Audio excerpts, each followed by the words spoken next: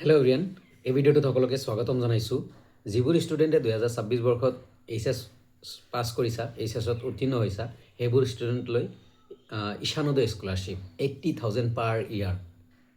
চ' মই ৰিকুৱেষ্ট কৰিম সকলোকে, মোৰ কথাখিনি যাতে ভালকৈ শুনে, ভালকৈ কথাখিনি বুজি লয়। Ishan Uday scholarship, national scholarship portal NSPৰ আণ্ডাৰত ঈশানোদয় স্কলাৰশ্বিপ পৰ্টেল আছে। ঈশানোদয় স্কলাৰশ্বিপ আছে স্কিম এটা নেশ্যনেল স্কলাৰশ্বিপ পৰ্টেলৰ আণ্ডাৰত। ঈশানোদয় স্কলাৰশ্বিপ নৰ্থ ইষ্টৰ 10,000 ষ্টুডেণ্টক এই স্কলাৰশ্বিপটো দিয়ে। যিবোৰ ষ্টুডেণ্টে 2026 বৰ্ষত এইচ পাছ কৰিছে বা এইচত উত্তীৰ্ণ হৈছে, সেইবোৰ ষ্টুডেণ্টক এই স্কলাৰশ্বিপটো দিয়া হ'ব বা দিয়া হয়। 2026 বৰ্ষত যিবোৰে পাছ কৰিছে সেইবোৰ ষ্টুডেণ্টক দিয়া হ'ব, আৰু যিবোৰ ষ্টুডেণ্টে পাছ কৰি এইচ পাছ কৰি ডিগ্ৰীত নাম লগাব, সেইবোৰ ষ্টুডেণ্টক এই স্কলাৰশ্বিপটো ঈশানোদয় স্কলাৰশ্বিপটো দিয়া হয়। 80,000 পাৰ ইয়াৰ, 80,000 প্ৰতি বছৰে ষ্টুডেণ্টে পায় UGCৰ আণ্ডাৰত। ইউনিভাৰ্চিটি এই পইচাখিনি কোনে দিয়ে? UGCয়ে দিয়ে, ইউনিভাৰ্চিটি গ্ৰাণ্টছ কমিশ্যন। NSPৰ আণ্ডাৰত ঈশানোদয়, আৰু তাৰে পইচা কোনে দিয়ে? ইউনিভাৰ্চিটি গ্ৰাণ্টছ কমিশ্যনে দিয়ে। চ' সবিশেষ জনাবলৈ চেষ্টা কৰিছোঁ। ঈশানোদয় প্ৰত্যেক বছৰে দি আছে, আৰু যিবোৰ ষ্টুডেণ্টৰ মেৰিটিয়াছ ষ্টুডেণ্ট, মানে ভাল পাৰ্চেণ্টেজ লৈ উত্তীৰ্ণ হয়, সেইবোৰ ষ্টুডেণ্টক দিয়ে। টোটেল আৰ্টছ আৰু কমাৰ্চ মিলি 5,000 ষ্টুডেণ্ট চিলেকশ্যন কৰে, আৰু ছায়েন্সৰ ষ্ট্ৰীমৰ যেনে MBBS JEE সেইবোৰৰ পৰা 5,000 ষ্টুডেণ্ট চিলেক্ট কৰে। চ' 5,000 আৰ্টছ কমাৰ্চ, তাৰপিছত অন্যান্য যিবোৰ কোৰ্চ আছে, BA BSc BA আৰ্টছৰ পৰা বা কমাৰ্চৰ পৰা 5,000 ষ্টুডেণ্ট, আৰু ছায়েন্স ষ্ট্ৰীমৰ পৰা 5,000। তুমি ছায়েন্স ষ্ট্ৰীমত BSc কৰিছা বা JEE কৰি আছা বা মেডিকেল কৰি আছা, তো ছায়েন্স ষ্ট্ৰীমত টোটেল 10,000 ষ্টুডেণ্টক 80,000 পাৰ ইয়াৰ দিয়ে।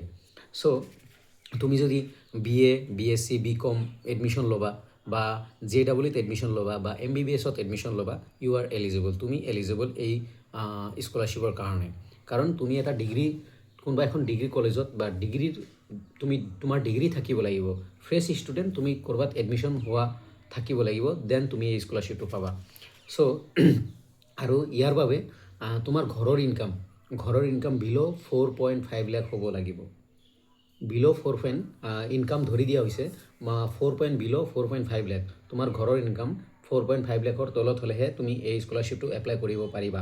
ঈশানোদয় স্কলাৰশ্বিপ, NSPৰ পৰ্টেলত ঈশানোদয় স্কলাৰশ্বিপ। আৰু এইটো কোনে প্ৰদান কৰে? মই অলৰেডি কৈছোঁ, UGCয়ে, ইউনিভাৰ্চিটি গ্ৰাণ্টছ কমিশ্যনে প্ৰদান কৰে। আৰু ইয়াৰ বাবে পাৰ্চেণ্টেজ, এতিয়া আহিছোঁ পাৰ্চেণ্টেজ, যে ডকুমেণ্টছ আহিম। চ' ডকুমেণ্টছো আহিম বা পাৰ্চেণ্টেজ কৈ লৈছোঁ। যিবোৰ ষ্টুডেণ্টৰ, মোৰ মতে যিবোৰ ষ্টুডেণ্টৰ ভাল পাৰ্চেণ্ট, যেনে 75% প্লাছ বা 80% প্লাছ আছে, সেইবোৰ ষ্টুডেণ্টে এপ্লাই কৰাটো মই খোজোঁ, বা সেইবোৰ ষ্টুডেণ্টে এপ্লাই কৰিলে মষ্টলি পোৱাৰ চান্স থাকে। যিবোৰ ষ্টুডেণ্টৰ যিমান পাৰ্চেণ্ট ভাল হ'ব, যিমান পাৰ্চেণ্ট ওপৰত যাব, সেইবোৰ ষ্টুডেণ্টৰ সিমান চান্স বাঢ়ি যাব। যেনে কাৰোবাৰ 85%, সি 100% পাব, কাৰোবাৰ 90%, সি 100% পাব। চ' যিমান পাৰ্চেণ্ট ওপৰত যাব, সিমান চান্স প্ৰবাবিলিটিটো বেছি হৈ যায়। চ' এটলিষ্ট যদি 75 আছে, মোৰ মতে মই প্ৰিফাৰ কৰিছোঁ, এটলিষ্ট যদি 75 আছে বা 80 আছে, তোমালোকে ঈশানোদয় এপ্লাই কৰা বা এপ্লাই কৰিবা। এতিয়া ষ্টাৰ্ট হোৱা নাই, আগষ্ট মাহত এপ্লাই ষ্টাৰ্ট হ'ব। চ' তাৰে কাৰণে তোমালোকে কলেজত এডমিশ্যন হোৱা হ'ব লাগিব। মই এতিয়া ভিডিঅ' বনোৱাৰ দুটা মূল উদ্দেশ্যটো হ'ল, বহুত ষ্টুডেণ্টে এডমিশ্যন নলয়, আৰু এটা হ'ল যে PRC। মই PRCৰ কথাখিনি ক'ম ডকুমেণ্টছত যেতিয়া আহিম, বহুত প্ৰব্লেম সেইটো। চ' তোমালোকে এডমিশ্যন ল'ব লাগিব, এডমিশ্যন ল'লেহে তোমালোকে এপ্লাই কৰিব পাৰিবা। যিকোনো কলেজত পঢ়া ষ্টুডেণ্টেহে এই স্কলাৰশ্বিপটো পাব, কাৰণ ভেৰিফাই কৰিব লাগিব, তোমাৰ ডকুমেণ্টছ ভেৰিফাই কৰিব কাৰ থ্ৰুদি? কলেজৰ। তুমি যোনখন কলেজত পঢ়িবা, সেইখন কলেজৰ নোডেল অফিচাৰ বা অফিচৰ মানুহে তোমাৰ ডকুমেণ্টছখিনি ভেৰিফাই কৰিব, তাৰ পিছতহে তুমি পইচা পাবা। চ' মই প্ৰিফাৰ কৰিছোঁ 75, মিনিমাম যদি 75 আছে, তোমালোকে যিমান জেনেৰেল হোৱা, ST হোৱা, OBC হোৱা, যি কাষ্টৰে হোৱা, তোমালোকে এপ্লাই কৰি দিয়া।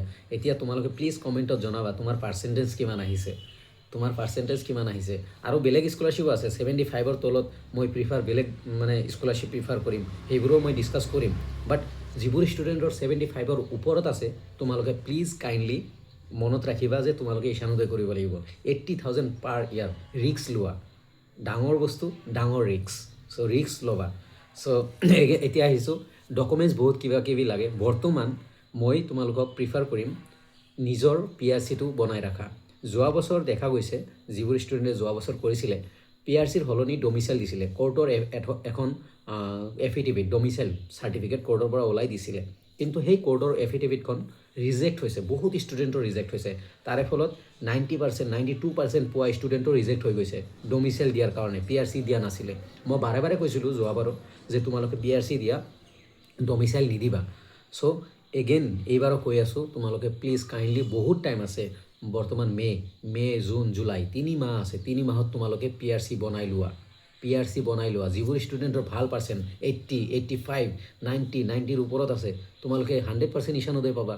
দেন তোমালোকে PRC-টো মেণ্ডেটৰী বস্তু, চ' PRC-টোতো বনাই ৰাখিবা, কাৰণ যেতিয়া তুমি এপ্লাই কৰিবা তেতিয়া তোমাক PRC লাগিব, আৰু তোমাৰ ঘৰৰ ইনকাম, লেটেষ্ট ইনকাম চাৰ্টিফিকেট লাগিব, আৰু বিল' 4.5 লাখ হ'ব লাগিব। তুমি যোন কাষ্টৰে হোৱা ইনকাম চাৰ্টিফিকেট লাগিবই। চ' ইনকাম চাৰ্টিফিকেটটো জুন জুলাইত বনাই ল'লেও হৈ যাব, এসপ্তাহত ইনকাম চাৰ্টিফিকেট আহি যায়। আৰু তোমাৰ আধাৰ কাৰ্ড মেণ্ডেটৰী বস্তু, তোমাৰ আধাৰ কাৰ্ড লাগিবই, একদম আধাৰ কাৰ্ড।